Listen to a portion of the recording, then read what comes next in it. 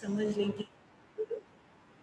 Yes, so on second side qualitative tools या instruments, उसमें से first is margin requirement of loans. Please right, ये आपको आ सकता है कि क्वालिटेटिव टूल का नाम बताइए, तो then you have to write margin requirement of loans. I have kept in circle because, और टिक मार्क लगाया, इसका मतलब एज पर द सिलेबस, जो हमारा 21 का सिलेबस अप्रैल के बिगनिंग में आया था, तो as per the syllabus only this point is to be done. ठीक है, क्वालिटेटिव टूल्स में only one point is to be done.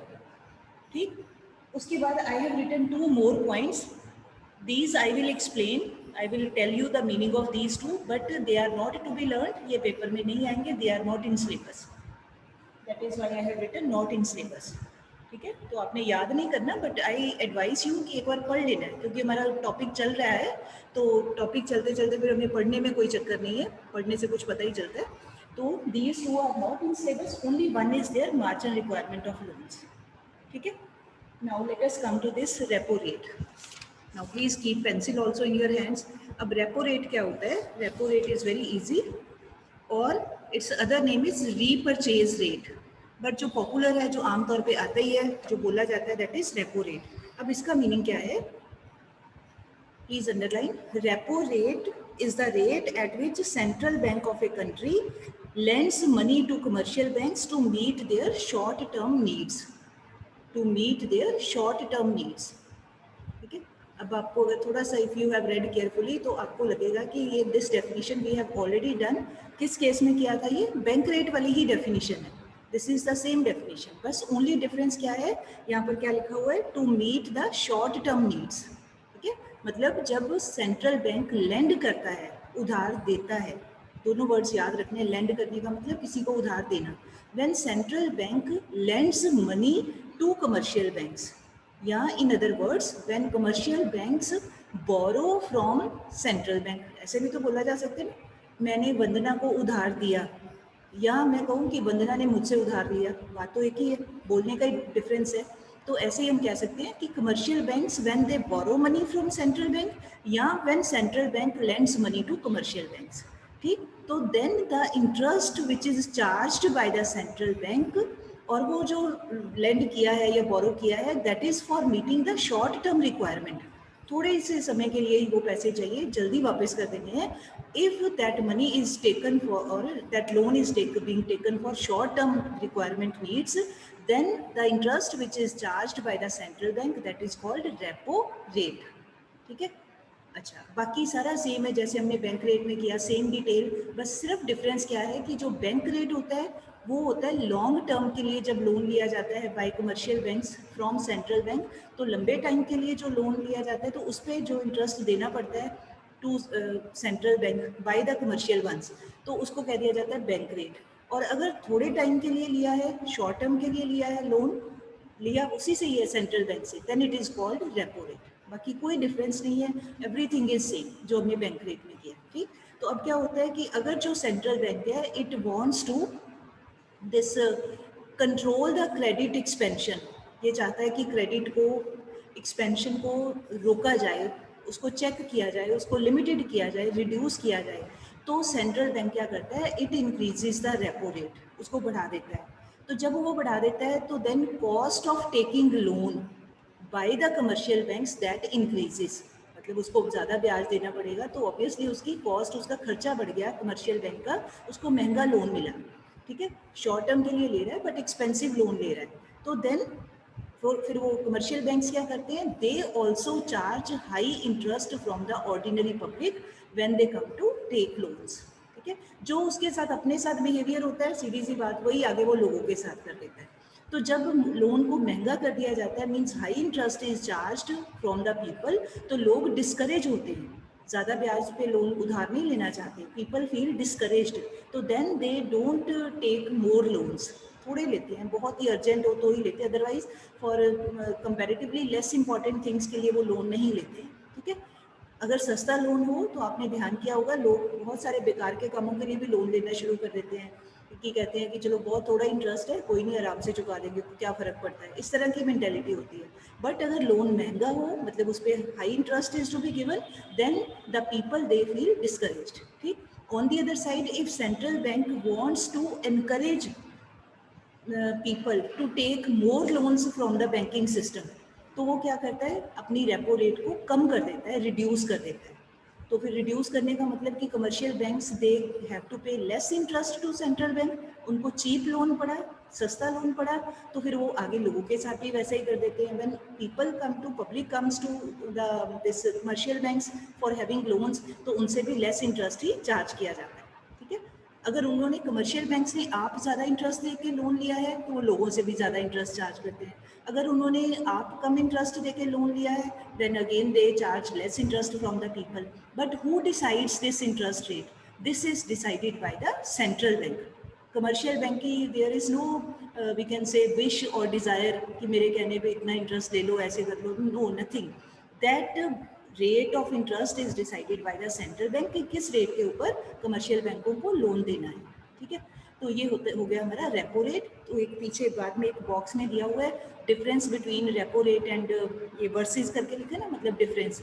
तो बाकी सारा सेम है, ओनली डिफरेंस इज कि जो रेपो रेट होती है that is for meeting the short term requirements of commercial banks, और जो बैंक रेट होता है दैट इज टेकन, मतलब वो इंटरेस्ट है जो उस लोन पे दिया जाता है जो लॉन्ग टर्म की नीड्स के लिए कमर्शियल बैंक्स लेते हैं फ्रॉम सेंट्रल बैंक। बस इतना ही है हमारा। ठीक है। उसके बाद है रिवर्स रेपो रेट। अब आप वो देखो आगे बॉक्स में करके दिया हुआ है नेक्स्ट पेज के ऊपर।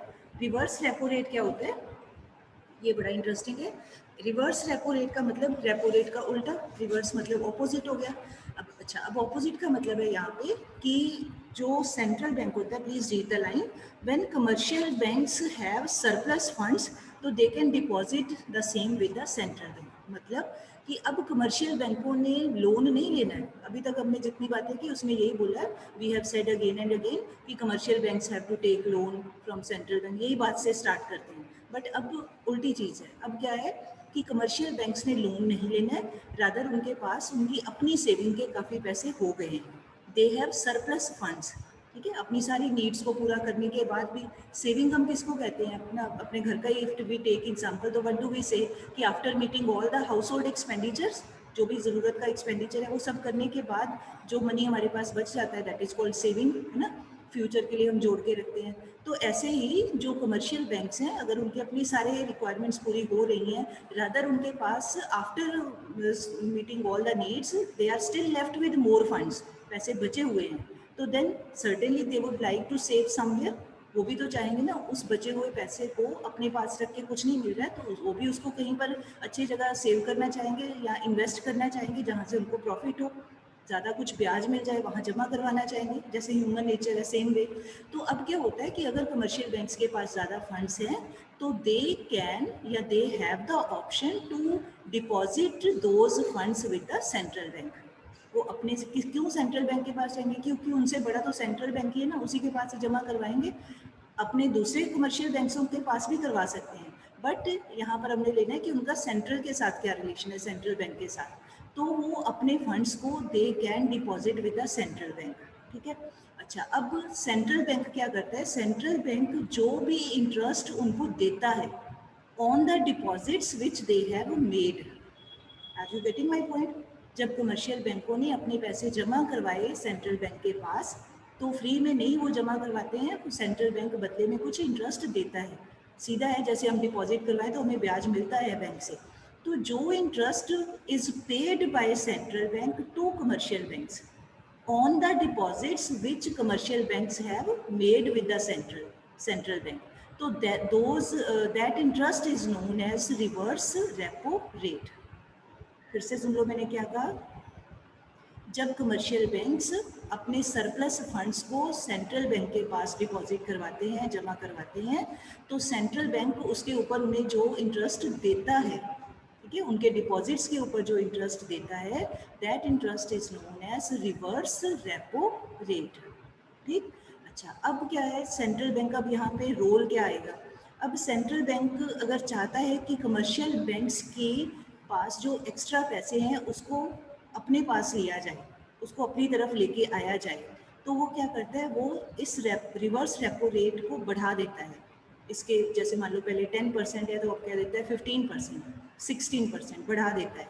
जब वो बढ़ाता है सेंट्रल बैंक, तो सीधी सी बात है, हम अपना एग्जांपल लें, हम बैंक में जाएं, हमें बैंक वाले कहें कि आप 100 रुपीज़ डिपॉजिट करवाते हो तो 10 रुपये आपको ब्याज मिलेगा।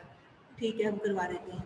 अच्छा, अब बैंक वाले कहें कि अगर आप 100 रुपीज़ डिपॉजिट करवाते हो, अब आपको 10% की बजाय आपको 15% ब्याज मिलेगा, 15 रुपये मिलेगा 100 के पीछे। हमें लालच आएगा, हमें लगेगा कि ठीक है थोड़े और पैसे बचाने चाहिए, जमा करवाने चाहिए, अब हमें 10 की बजाय 15 रुपये मिल रहे हैं, फ़ायदा ही हो रहा है बैठे बिठाए।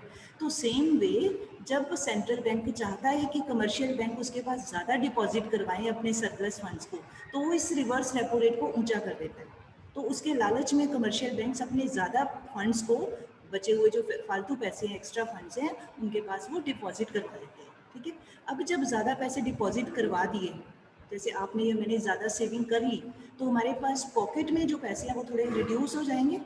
जो हमने पहले वैसे ही पड़े हुए थे, एक्स्ट्रा फालतू नहीं कहेंगे, एक्स्ट्रा मतलब पड़े हुए हैं, अब हमने उसमें से ज़्यादा डिपॉजिट करवा दिया, सेव कर दिया, तो अब हमारे पास खर्चने के लिए कम रह गए। मतलब जिसको हम स्टिल कोई भी अपना शौक को पूरा करने के लिए, डिज़ायर को पूरा करने के लिए कुछ फालतू वाले मतलब होते हैं ना एक्सपेंसिव, नहीं भी ज़रूरत है फिर भी कोई सामान ले लेते हैं, ऐसे अननीडेड थिंग्स के ऊपर भी मैनी टाइम्स हुई स्पेंड। तो अब कमर्शियल बैंक्स अपने ज़्यादा पैसे वो डिपॉजिट करवा देते हैं विद सेंट्रल बैंक। तो फिर क्या होता है रिजल्ट, कमर्शियल बैंक्स के पास सरप्लस फंड्स की कमी हो जाती है। अब वो उन सरप्लस फंड्स में से जो लोग जाते हैं लोन लेने के लिए पब्लिक के, आम लोगों में से, तो अब उनको वो थोड़ा लोन दे पाएंगे, क्योंकि उन्होंने अपने ही पैसे, लोन किस में से देते हैं, एक्स्ट्रा पैसों में से ही देते हैं। तो जब अपने ही पैसे उन्होंने ऑलरेडी कहीं और सेव कर चुके हैं, डिपॉजिट करवा चुके हैं, तो then they will be left with less money which they can lend. तो इसका मतलब हो गया सेंट्रल बैंक ने अपना एक पर्पस पूरा कर लिया कि वो चाहता है कि commercial banks should provide less loans to public, कम लोन दें। ठीक है, तो वो रिवर्स रेपो रेट को हाई कर देता है ताकि कमर्शियल बैंक्स अपना ज़्यादा फंड्स उसी के पास ही डिपॉजिट करवा दें। ऑन दी अदर साइड, जब सेंट्रल बैंक वांट्स कि कमर्शियल बैंक्स ज़्यादा लोन दें लोगों को, तो तब दे पाएंगे जब उनके पास अपने पास ज़्यादा पैसे बचे होंगे। तो ज़्यादा पैसे कब बचे होंगे, जो एक्स्ट्रा फंड्स है वो कब बचेंगे, तो अब सेंट्रल बैंक अपनी रिवर्स रेपो रेट को कम कर देता है, रिड्यूस कर देता है। ठीक है, रिड्यूस कर देता है, तो अब कमर्शियल बैंकों को ज़्यादा मतलब अट्रैक्टिव नहीं लगता अपनी सेविंग करवाना सेंट्रल बैंक के पास, क्योंकि कम ब्याज मिल रहा है। तो that means now they are left with more funds. अब वो क्या करते हैं, अब वो आम लोग जो जाते हैं लोन लेने के लिए, तो उनको वो लोन दे सकते हैं because they have surplus funds. ठीक है, यहाँ पर बीच में कमर्शियल बैंक का रोल आता है। फिर से सुन लो मैंने क्या बोला है। Reverse repo rate means the interest which is given by, paid by central bank to commercial banks when commercial banks deposit their surplus funds with the central bank.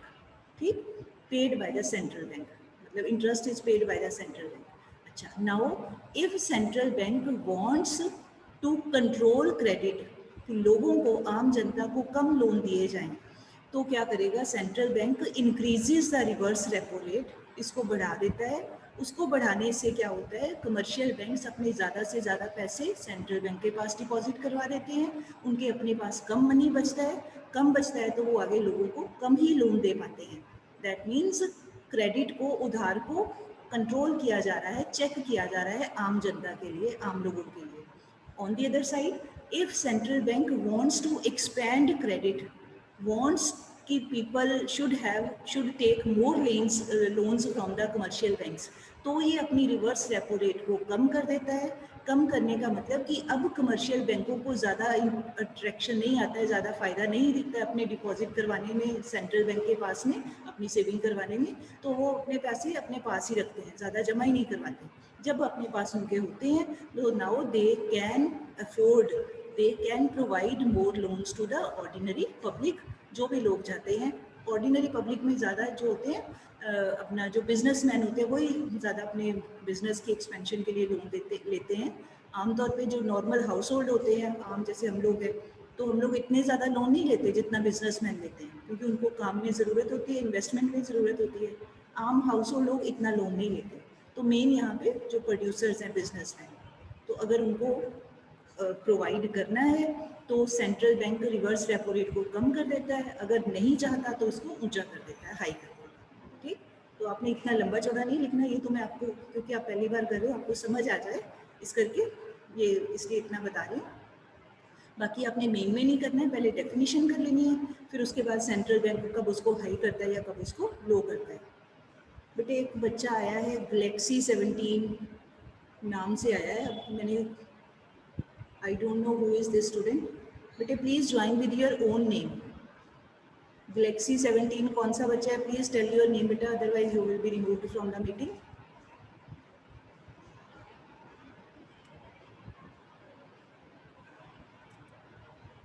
yes, so with this our ये quantitative tools वाला part is over. ठीक, अच्छा अब आपको यहाँ पे question आ सकता है इवन इन 1 मार्क या 2 मार्क्स, नेम 4 क्वांटिटेटिव टूल्स या name any one quantitative tool, या डिफाइन आगे इनमें से किसी की भी डेफिनेशन, या distinguish between CRR and SLR, distinguish between repo rate bank rate, मतलब कई तरीके से क्वेश्चन आ सकता है। ठीक है, चलो नाउ नेक्स्ट है हमारा टॉपिक क्वालिटेटिव। अच्छा इसके पहले मैंने शायद ये नहीं बताया आपको, जो क्वांटिटेटिव टूल्स होते हैं ये वाले क्वांटिटेटिव टूल्स, ये क्वांटिटेटिव वर्ड का क्या मतलब है, क्वांटिटेटिव का मतलब होता है कि ये वाले जो हमने सारे मेथड्स किए हैं, बैंक रेट CRR जितने भी अब तक किए हैं, इन मेथड्स को अप्लाई करके the whole of the economy gets affected, सारे ही लोग अफेक्टेड होते हैं डायरेक्टली या इनडायरेक्टली, सामने हमें दिखे या ना दिखे, बट सारे ही इकोनॉमी के all sectors all people they get affected, सबके ऊपर इसका इम्पैक्ट आता है। हमें इग्नोरेंस में हम इतना ध्यान नहीं करते, हमें पता नहीं चलता, बट सबके ऊपर इसका इफेक्ट आता है। ठीक है, सारे सेक्टर्स अफेक्टेड होते हैं, सबके ऊपर इसका कोई ना कोई डायरेक्ट इनडायरेक्ट इम्पैक्ट होता है। But on the other side जो क्वालिटेटिव टूल्स हैं, क्वालिटेटिव का मतलब they do not affect the whole of the economy, they do not affect the total volume of credit in the economy. ये जो होते हैं they affect the total volume. ठीक है, पूरी इकोनॉमी में क्रेडिट उधार कितना है उसके पूरे वॉल्यूम को अफेक्ट करते हैं, बट ये जो क्वालिटेटिव है they do not affect the total volume of credit, rather they affect some part या some selected sectors of the economy, कुछ एक हिस्सों के ऊपर ही इसका असर होता है, इनका इफेक्ट सभी पूरी इकोनॉमी के ऊपर होता है। जैसे let me take one example, मान लो आप जब हमारी फिजिकल क्लासेस लगती हैं, अगर आप में से बहुत सारे न्यू बच्चे अभी तो आपने ज्वाइन भी नहीं किया होगा, मतलब ज़्यादा अटेंड नहीं किया, फिर भी पुराने स्कूल में भी ये सभी जगह ही ऐसे होते हैं, तो आप सबको कहा जाता है कि यूनिफॉर्म डाल के आओ, जो भी स्कूल की यूनिफॉर्म है यूनिफॉर्म में आओ, है ना। अच्छा, कि जो बच्चा यूनिफॉर्म नहीं डालेगा उसको फाइन लगेगा, या जो बेस्ट यूनिफॉर्म जिसने पहनी हुई है वो एक मॉडल सबको दिखाते हैं कि देखो ऐसे सबने बेस्ट अच्छे से सारी यूनिफॉर्म डाल के आनी। ठीक है, मतलब ये जो यूनिफॉर्म का रूल है that is affecting all the students, सब बच्चों के ऊपर असर डाल रहा है यूनिफॉर्म का रूल, कि अगर यूनिफॉर्म में नहीं होंगे तो आपको स्कूल में नहीं आने देंगे या कुछ ऐसे कोई पनिशमेंट है, सबके ऊपर असर आ रहा है। ठीक, अच्छा ऑन दी अदर साइड आप यू कम टू क्लास, आपकी क्लास है, तो आपका कोई भी सब्जेक्ट टीचर इफ ही और शी सेज कि अगर तुमने इकोनॉमिक्स की असाइनमेंट नहीं की तो तुम्हारे ऊपर 10 रुपीज़ फाइन लगेगा। ठीक है, जो बच्चे इकोनॉमिक्स की असाइनमेंट नहीं करेंगे उनके ऊपर 10 रुपीज़ फाइन लगेगा। अच्छा, अब इस रूल का असर किसके ऊपर पड़ेगा, this will affect only those students who have not completed there, who have not submitted there economics assignment, बाकी बच्चों के तो ऊपर कोई असर नहीं है, बाकी ने अपना काम किया, सबमिट कर दिया, सब कुछ ठीक ठाक नॉर्मल चल रहा है, बाकियों के ऊपर कोई इफेक्ट नहीं आया, only those few students will get affected, only they have to pay fine जिन्होंने असाइनमेंट नहीं की है। ठीक, तो इसका मतलब कुछ सिलेक्टेड बच्चों के ऊपर ही इस पनिशमेंट का इफेक्ट आएगा। तो सेम थिंग इज हियर, ये वाले जो टूल्स हैं इनका असर कुछ एक सिलेक्टेड कामों के ऊपर ही होता है और इसका असर सब कामों के ऊपर होता है इकोनॉमी में, बस ये फर्क है। ठीक, तो अब हम करते हैं कि क्या होता है ये moral suasion, sorry margin requirement, just a second, तब तक आप निकालिए ज़रा।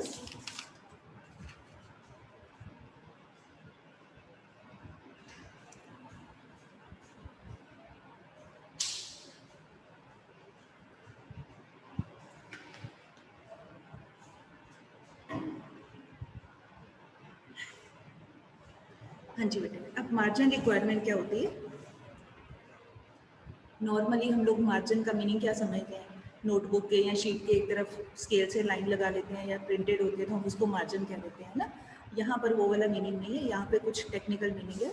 मार्जिन का मीनिंग है कि पहले तो हमने थोड़ा सा, ये सिंपल है, जब भी हम बैंक जाते हैं, हम का मतलब कोई भी जाए फॉर टेकिंग लोन, तो उसको फ्री में लोन नहीं दिया जाता है। Before giving loan the banks they keep some security, they keep some collateral, किसी चीज़ को, इम्पॉर्टेंट एक्सपेंसिव चीज़ को या उसकी ओनरशिप के पेपर्स को अपने पास वो गिरवी रखते हैं।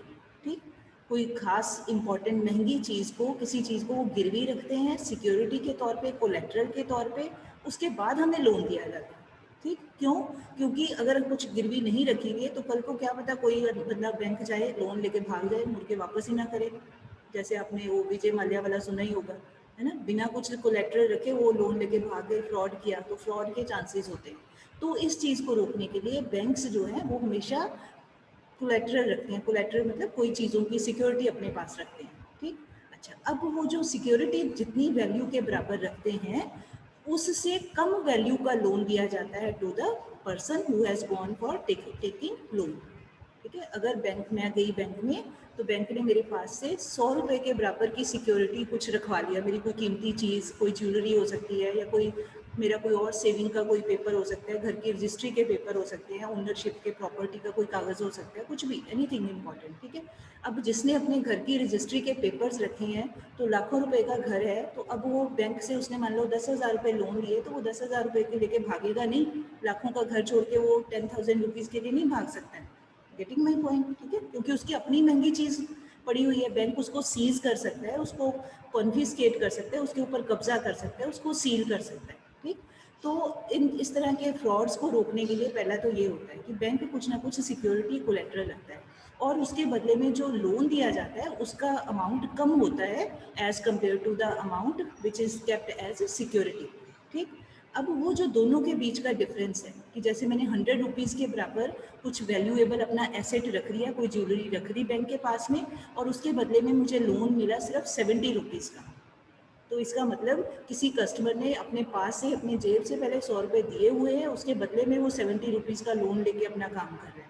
ठीक, उसके पास फ्रॉड का चांस कम है कि वो कर नहीं सकता है। ठीक, तो ये दोनों के बीच का जो डिफरेंस है, सिक्योरिटी अमाउंट का, कोलेट्रल की वैल्यू का, और उसके बदले में जितना लोन दिया, 70 रुपीज़ और 100 रुपीज़, दोनों के बीच का कितना डिफरेंस है? 30 रुपीज़।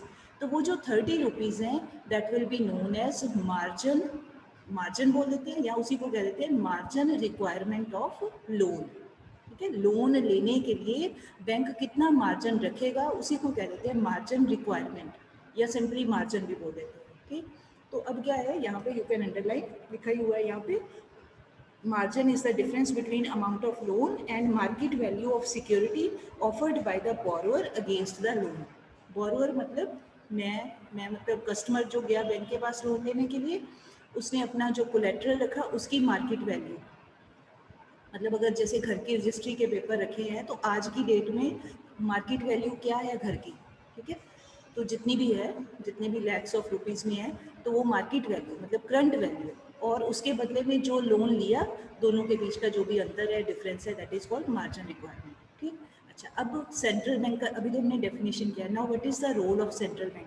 अब सेंट्रल बैंक क्या करता है, अगर ये जो आगे पॉइंट्स दिए हुए हैं, अगर central bank wants to expand credit in the economy, money supply को, क्रेडिट को बढ़ाना चाहता है, भी लोग ज़्यादा लोन लें, तो ये क्या करता है, मार्जिन रिक्वायरमेंट को कम कर देता है। जैसे 100 के, जैसे मान लो वो कहे कि 10% मार्जिन रखना है, ठीक है, मतलब अगर 100 रुपीज़ की सिक्योरिटी रखी है तो 90 रुपीज़, 10 रुपये नहीं बैंक मतलब वो अपना अलग से रखेगा, उसका उतना डिफरेंस रखेगा, तो 90 रुपीज़ के बराबर लोन दिया जा सकता है। ठीक है, अच्छा, अब अगर बैंक चाहता है कि, सेंट्रल बैंक चाहता है कि ज़्यादा लोन को एक्सपेंड करना है, तो हो सकता है अब वो मार्जिन का जो डिफरेंस है वो करते हैं 5%। 5% का मतलब कि सिक्योरिटी के अमाउंट में और लोन के अमाउंट में 5 रुपये का ही डिफरेंस होना चाहिए, मतलब 100 रुपये की सिक्योरिटी रखी, अब 95 रुपीज़ तक का लोन दिया जा सकता है by commercial bank to the ordinary people. ठीक है, ये यहाँ पे सेंट्रल बैंक सिर्फ इंस्ट्रक्शन दे रहा है, काम आगे कमर्शियल बैंक नहीं करना है, क्योंकि आम जो पब्लिक होती है they don't deal with the we people, we don't go to RBI, central bank के पास नहीं जाते हैं। हमारा जो रूटीन काम है हम लोग कमर्शियल बैंकों में ही करते हैं, जो हमारे आसपास लोकेलिटी में होते हैं या जहाँ भी अपने शहर में होते हैं हम वहीं पे काम करते हैं, ठीक है। तो ऑन दी अदर साइड अगर central bank wants to reduce the this check the credit, इसको कम करना चाहता है या मनी सप्लाई को सर्कुलेशन में कम लेके आना चाहता है या चाहता है कि लोग कम लोन लें, तो then it directs the commercial banks to keep marginal requirement very high. अब ये कह सकते हैं मान लो कि आप भी 40% रखो, तो 40% का मतलब कि 100 रुपये के बराबर की सिक्योरिटी रखो और डिफरेंस 40 रुपये का रखो, आप लोगों को लोन दोगे सिर्फ 60 रुपीज़ का, 60%, ठीक है। तो इसका मतलब अब लोगों को उतनी ही वैल्यू की सिक्योरिटी रख के अब कम लोन मिलेगा। ऑन दी अदर साइड अगर मार्जिन रिक्वायरमेंट कम होती तो लोगों को ज़्यादा लोन मिल सकता था, ठीक है। तो मतलब ये हो गया कि अगर central bank wants to control the credit expansion, उसको रोकना चाहता है, तो then it keeps the margin requirement very high. On the other side if it wants to expand the credit, चाहता है कि लोग अट्रैक्ट करना चाहता है, लोगों को इंकरेज करना चाहता है, तो then it reduces the margin requirement, ठीक है। बस ये पॉइंट्स दिए हुए हैं इसमें। और दूसरा कि जो आरबीआई होता है या सेंट्रल बैंक वो एक प्राइस स्टेबिलिटी चाहता है। कई बार चीज़ों के जो होता है रेट प्राइस कई बार बहुत महंगे हो जाते हैं या कई बार प्राइस कम हो जाते हैं, तो उस फ्लक्चुएशन को रोकने के लिए, उस डिफरेंस को रोकने के लिए बीच में मार्जिन रखा जाता है। जैसे कई बार आप सुनते हो प्रॉपर्टी की वैल्यूज़ बहुत बढ़ गई या प्रॉपर्टी की वैल्यूज़ बहुत कम हो गई, फ्लक्चुएशन हो गई, गोल्ड के प्राइस बहुत बढ़ गए, गोल्ड के प्राइस बहुत कम हो गए, नॉर्मली कम ही होते हैं बट चलो मान लो कि अगर हो गए तो मतलब फ्लक्चुएशन है, इंस्टेबिलिटी आ जाती है। तो उस फैक्टर को भी चेक करने के लिए ये मार्जिन रखा जाता है कि भी अगर कीमतें बढ़ती हैं या कम होती हैं तो उसका बैंक के ऊपर कोई असर ना आए, बैंक को कोई नुकसान ना हो, उस चीज़ को कंट्रोल करने के लिए भी बीच में मार्जिन रखा जाता है, ठीक है। This is all about our main point. अच्छा, उसके बाद ये जो 2 पॉइंट्स हैं मैं बता देती हूँ बट आपने याद नहीं करने, यू कैन रीड, अब बुक से पढ़ सकते हो। अब क्रेडिट राशनिंग क्या होता है? आपने राशन वर्ड सुना हुआ है, राशन कार्ड, है ना। तो 9th या 10th क्लास में जब वो पीडीएस सिस्टम वाला हम पढ़ते हैं, तो राशन का मतलब होता है कंट्रोल करना। तो अब क्या है कि अगर सेंट्रल बैंक इस सिस्टम के अंदर, सेंट्रल बैंक इकोनॉमी के कुछ सेक्टर्स, सभी सेक्टर्स को नहीं, टू सब पर्टिकुलर सेक्टर्स को कंट्रोल में करना चाहता है, भी उनको कम लोन दिए जाए, बाकी सबको रूटीन में चले। जैसे आप क्लास में 73 बच्चे हो, मैं चाहती हूँ कि 70 बच्चों को तो नॉर्मल रूटीन चलता रहे जैसे चलता है, 3 बच्चों को मैं कुछ एक तरह से पनिश करना चाहती हूँ, उनका बिहेवियर इज़ नॉट फाइन या कुछ कुछ भी मतलब इरेलीवेंट करते हैं, तो 3 स्टूडेंट्स को मैं कंट्रोल में करना चाहती हूँ, उनको पनिश करना चाहती हूँ। तो मैं उन 3 बच्चों के लिए अलग से कुछ गाइडलाइंस बना दूँगी, बाकी 70 रूटीन में जैसे चली रहे उनके लिए कोई दिक्कत नहीं है। तो इसका मतलब I am trying to control those 3 students by adopting some different measures, कुछ अलग चीज़ को यूज़ करके मैं उनको काबू कर रही हूँ, ठीक है। अब इसको लिटरली नहीं लेना, मैं एक सिर्फ एग्जांपल के तौर पे बता रही हूँ। तो ऐसे ही जब सेंट्रल बैंक चाहता है कि कुछ एक सेक्टर्स को कंट्रोल किया जाए, बाकी जो नॉर्मल चलते हैं वो चले, तो जो कुछ सेक्टर्स को कंट्रोल करने के लिए, मान लो इंडस्ट्रियल सेक्टर है या ट्रांसपोर्ट का सेक्टर है या एनर्जी का सेक्टर है या कम्युनिकेशन का सेक्टर, कोई भी इंफ्रास्ट्रक्चर का सेक्टर है, एनीथिंग, तो उसको लोन कहता है वो कमर्शियल बैंकों को कि जब ये लोग लोन लेने आए तो इनको इनसे हाई इंटरेस्ट चार्ज करना है, तो इनको रोकना है, इनको ज़्यादा लोन नहीं देनी है क्योंकि ये मनी को ठीक से यूज़ नहीं कर रहे हैं या कुछ भी कर रहे हैं, रोकना चाहते हैं। तो those sectors are provided loans at very very high interest rate, उनके लिए महंगा कर दिया जाता है लोन को, जबकि for rest of the sectors normally चलता है, उनके लिए कुछ हाई नहीं करते, बट वो 3-4 सेक्टर्स को या जिसको भी कंट्रोल करना है उसके लिए इंटरेस्ट रेट बढ़ा दिया जाता है। ऑन दी अदर साइड अगर central bank wants to encourage few sectors, कुछ को बढ़ावा देना चाहता है कि हाँ भी इनकी ग्रोथ बहुत ज़रूरी है, जैसे मान लो एग्रीकल्चर सेक्टर को बढ़ाना चाहता है, तो चाहता है कि ज़्यादा फार्मर्स आके लोन लें, वो अपने काम में लगाएं, है ना। तो फिर वो क्या करेगा, एग्रीकल्चर सेक्टर के लिए इंटरेस्ट रेट्स को काफ़ी कम कर देता है, जबकि बाकी के सेक्टर्स के लिए इंटरेस्ट रेट नॉर्मल होती हैं, जो जितनी है उतनी ही है, बट एग्रीकल्चर के लिए कम कर दी जाएगी, ताकि उनको वो लोग फार्मर्स इनकरेज्ड फील करे आके लोन लें आराम से बैंकों से, ठीक है। तो इसका मतलब राशनिंग की जा रही है, कुछ एक sectors are being intentionally they are being affected, सोच समझ के उनको या तो एक्सपेंड करने के पर्पज से, पॉजिटिव इफेक्ट देने के पर्पज से, और कंट्रोल करना मतलब उनकी नेगेटिविटी को चेक करने के लिए, दोनों तरह से ये हो सकता है, इनकरेज भी करना और डिस्करेज भी करना, ठीक है, positive as well as negative. तो सेंट्रल बैंक जब इस तरह की राशनिंग करता है, कंट्रोल करता है, तो then it is called credit rationing. और इसी के लिए आपकी बुक में वर्ड दिया हुआ है, जो दिया ना बॉक्स में, selective credit control. Margin requirement के नीचे एक बॉक्स दिया हुआ है, उसका second point selective credit control, और उसी के साथ में आप लिख लो क्रेडिट राशनिंग, ठीक है। याद नहीं करना, अगेन आई एम टेलिंग, ये याद नहीं करना है, ठीक है। तो आपने सिर्फ इसको पढ़ना ही है, ठीक। लास्ट वन है मॉरल सुएजन।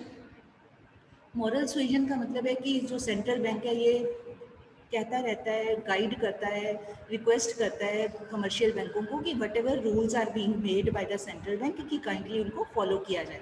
मतलब all commercial banks they are requested to follow the guidelines and instructions of the central bank. तो that is called moral suasion, ताकि कंट्री के अंदर बैंकिंग सिस्टम में एक यूनिफॉर्मिटी बनी रहे।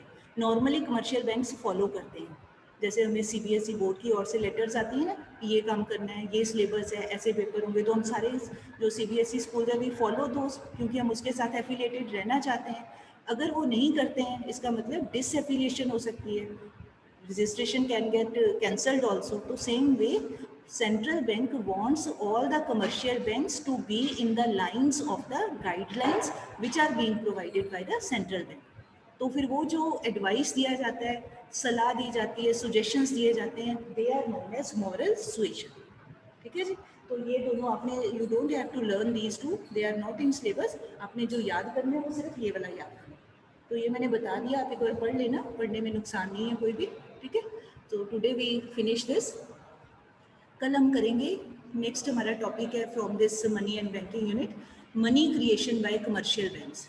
ये लास्ट टॉपिक रह गया, that we will do tomorrow, ठीक है जी।